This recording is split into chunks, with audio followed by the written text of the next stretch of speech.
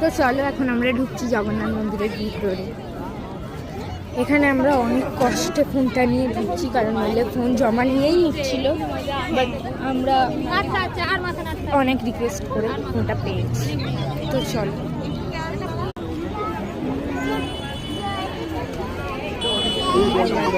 আমরা এখানে ঢুকছি এবার। হ্যাঁ, কোন দিক দিয়ে ঢুকবো? এদিক দিয়ে না এদিক দিয়ে? এটা দিয়ে?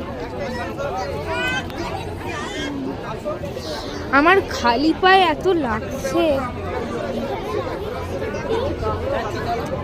আমার অ্যাকচুয়ালি আমার সমুদ্রে গিয়ে পা কেটে গেছে, যার জন্য খালি পায়ে ভীষণ লাগছিল। এখানে শুধু আমার নয়, আমার বোনের, আমার ভাইয়ের সবার পা কেটেছে, এরও পা কেটেছে।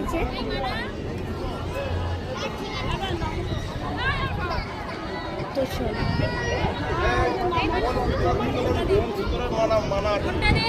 এখন আমরা যাচ্ছি জগন্নাথ মন্দিরের বাইরে, কারণ আমরা অনেক চেষ্টা করেও জগন্নাথ মন্দিরের ভিতরের কোনো ফুটেজই নিতে পারিনি, কারণ মোবাইল অ্যালাউ ছিল না।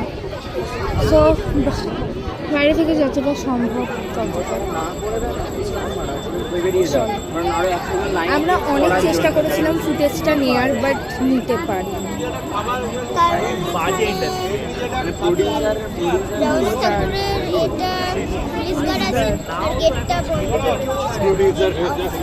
এমনকি জগন্নাথ ঠাকুরের মুখ পর্যন্ত আমরা দেখতে পাইনি, কারণ জগন্নাথ ঠাকুরের মুখ বন্ধ হয়ে গেছিল।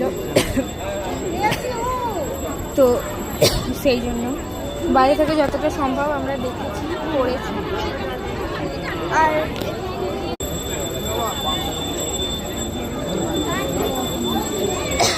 এই যে জগন্নাথ মন্দির। তো এখন আমরা যাচ্ছি। আরে মাসি আরে বেরিয়ে যাচ্ছে। চলো চলো চলো। মেসোরা ছিল।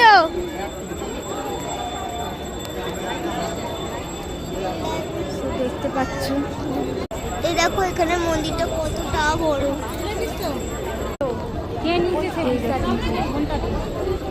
দেখতে পাচ্ছ এখানে আমার ভাই, এদিকে ফোনের দিকে পালকি কাঁধে নিয়েছে, ঠিকঠাক বলেছে। দেখে মাথায় লেগে যাবে।